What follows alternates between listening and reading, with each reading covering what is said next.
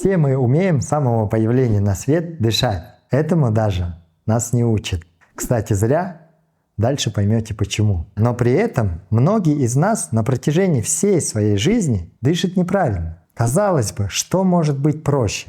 Но если все так просто, то я не стал бы делать ролик. Но как вы понимаете, есть что сказать, и поэтому я делаю этот ролик. Секрет в дыхании. Есть понятие диафрагмальное дыхание, то самое правильное дыхание. Поверхностное дыхание, то, что имеется в виду дыхание грудью. И глубокое дыхание, то, что имеется в виду дыхание животом. Правильное дыхание — это диафрагмальное дыхание.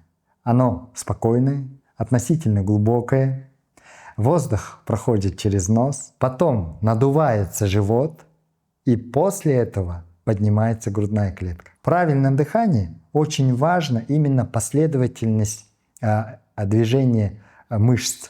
Сначала диафрагма, потом грудные мышцы. Если у нас сначала грудь поднимется, потом диафрагма уже не сработает так, как должен работать. Поэтому будет поверхностное дыхание. Удивительно, что поверхностное дыхание появляется у людей как привычка.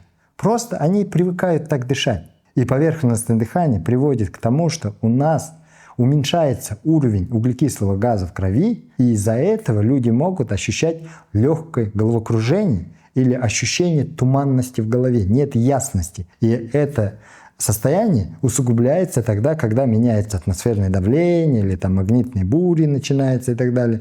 И человек не понимает, почему так происходит. Возможно, просто потому, что вы неправильно дышите и неправильно происходит газообмен. А также некоторые люди услышали где-то, что глубокое дыхание — это правильное дыхание, и начинают сильно практиковать глубокое дыхание. Это тоже на самом деле неправильное дыхание. При глубоком дыхании тоже возникает нарушение газообмена, что может привести вас к одышке. Я применяю такие термины, как неправильное дыхание, правильное дыхание, чтобы правильно вам объяснить именно, что такое диафрагмальное дыхание. На самом деле и поверхностное дыхание, дыхание грудью, и глубокое дыхание — это разновидности дыхания, которые применяются в разных дыхательных практиках, которые могут привести к разным результатам. Но когда мы говорим про обычное повседневное дыхание, когда мы бодрствуем, спим, это про диафрагмальное дыхание. Отсюда следует, что неправильное дыхание — это отсутствие дыхания.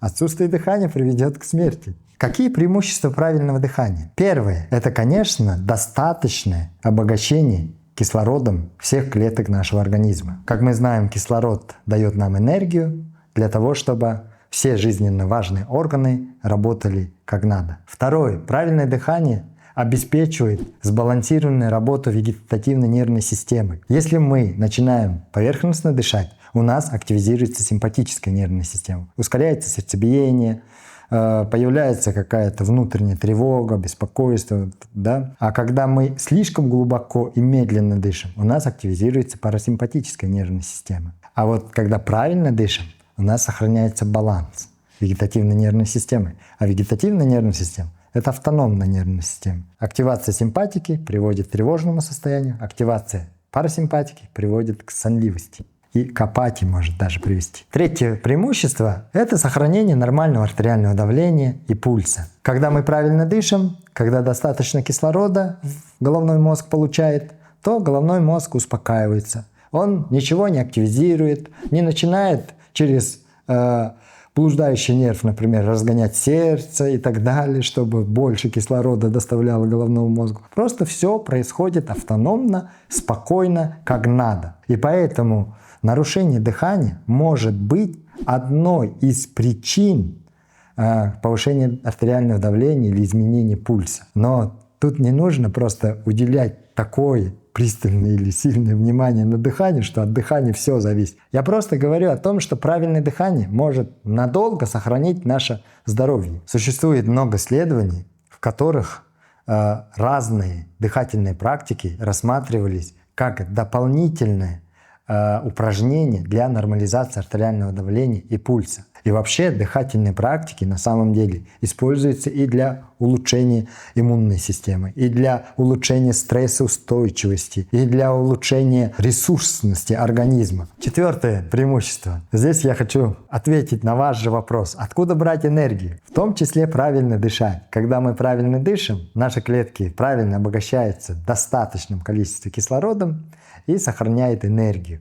Именно правильное дыхание обеспечивает нас достаточной энергии в течение дня. И это бесплатный и классный способ уменьшить хроническую усталость. Пятое преимущество правильного дыхания – это управление эмоциями. На самом деле люди, которые правильно дышат, они более спокойны, более уравновешеннее, и в разных ситуациях, стрессовых ситуациях они реагируют намного лучше и намного лучше переносит стресс, преодолевает разные виды стресса. Но если у вас неправильное дыхание, например, у вас симпатическая нервная система активирована из-за того, что вы дышите поверхностно, часто и так далее, вы на все реагируете очень быстро, раздраженно, и это начинает вас беспокоить. А все эти процессы начинают учащать сердцебиение. Учащение сердцебиения может привести к увеличению подъема артериального давления.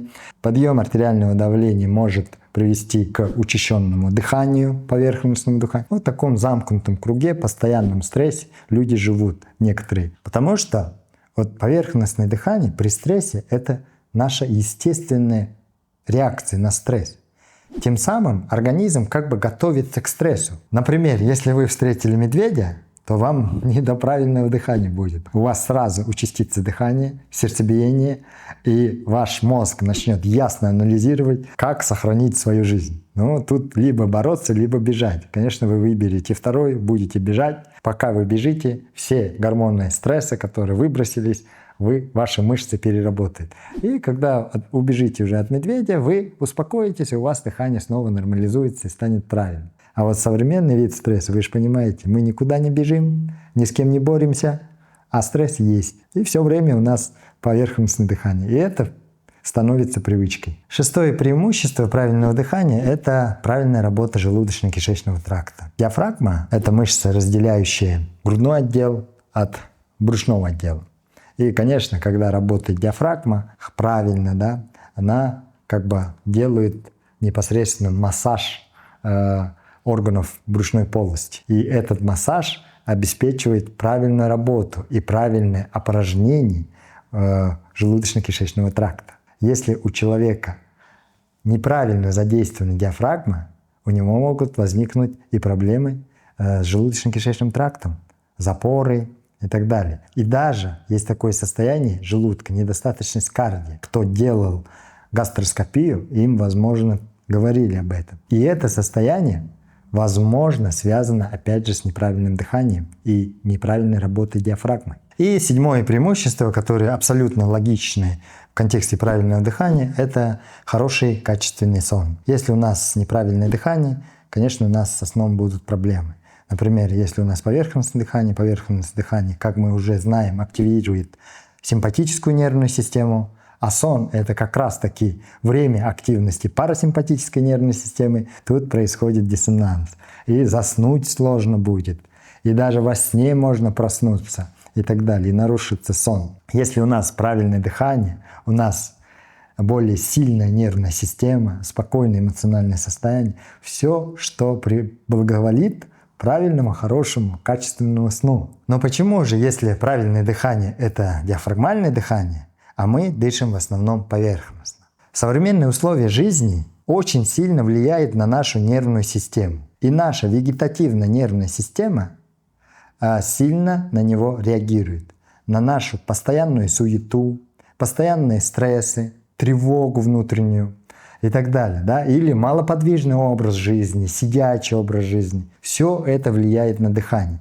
И поэтому люди, сами того не замечая, начинают поверхностно дышать, что сбивает настройки правильного дыхания и приводит к проблемам с диафрагмальным дыханием. Первое — это постоянный сидячий образ жизни. И когда мы сидим еще и неправильно, когда мы не держим осанку, постоянно сдавливаем диафрагму, вот как я сейчас, да, мне даже дышать так сложнее, потому что мне хочется вот прямо держать спину. И вот так, если человек привыкает, он дышит, уже привыкает поверхностно дышать. И он на это не обращает внимания. Второе – это висцеральное ожирение. Накопление жира вокруг внутренних органов. В петлях кишечника, в сальнике, когда у нас живот растет. И плюс какие-то причины приводят к повышению абдоминального давления, давления брюшной полости. Это начинает нарушать диафрагмальное дыхание, потому что диафрагма не может опуститься, купол диафрагмы. Про висцеральное ожирение ролик вы можете посмотреть здесь. И третье – это остеохондроз. Это проблемы с позвоночником. Особенно проблемы, когда где-то возникает напряжение или сдавливание корешков. Человек испытывает боли, там, межреберные боли и так далее, которые отключают те мышцы, которые участвуют в дыхании. Межреберные мышцы, может иногда и сама диафрагма. Вот это все может привести к нарушениям диафрагмального дыхания, значит и правильного дыхания. Как понять, что вы дышите правильно? Но здесь придется вспомнить о том, что я говорил о правильном дыхании. В первую очередь это последовательность движения. Вот вы вдохнули, во-первых, носом. Если у нас проблемы с носовыми ходами, это уже неправильное дыхание. Поэтому нужно устранить насморк, убрать перегородку, выпрямить и так далее. Да? И носом делаем вдох. И можете положить одну руку на грудную клетку, вторую на живот. Вот вы должны почувствовать. Нос вдох сделали, у вас сразу должен надуться живот. Потом подняться грудная клетка. Если вы чувствуете, что нос и потом грудная клетка поднимается, то у вас уже привычное поверхностное дыхание. Если вы просто внимание переключите на живот, сами начнете, вот сейчас, когда вы проверяете себя, в заблуждение введете, вы начнете просто животом дышать, при этом грудная клетка не будет подниматься. Это глубокое дыхание, я об этом говорил, это тоже считается неправильным дыханием. Воздух входит в нос, потом живот поднимается, то есть рука, которая на животе, потом грудная клетка поднимается. А теперь я вам покажу упражнение, которое обещал. Садитесь прямо или ложитесь на пол, на коврик, на кровати, неважно. Просто вы вдыхаете носом воздух и надуваете живот. Когда живот надулся, уже не может надуваться, добираем грудной клеткой, то есть поднимается грудная клетка, раскрываются ребра и раскрывается, увеличивается в объеме грудная клетка. В таком состоянии у вас легкие расправлены на полностью.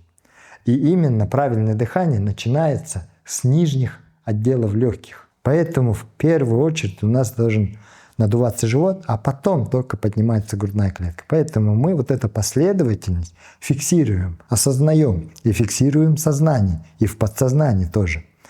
Вот живот, потом грудная клетка. При этом легкие расправлены, выдыхаем ртом. Ну и можете частично и носом. Тут не нужно акцентировать внимание, просто спокойно, расслабленно делайте. И если у вас неправильное дыхание, такое упражнение можно делать в течение минуты несколько раз в день. 3-5 раз. Вот сидите за компьютером, вы привыкли так сидеть, да?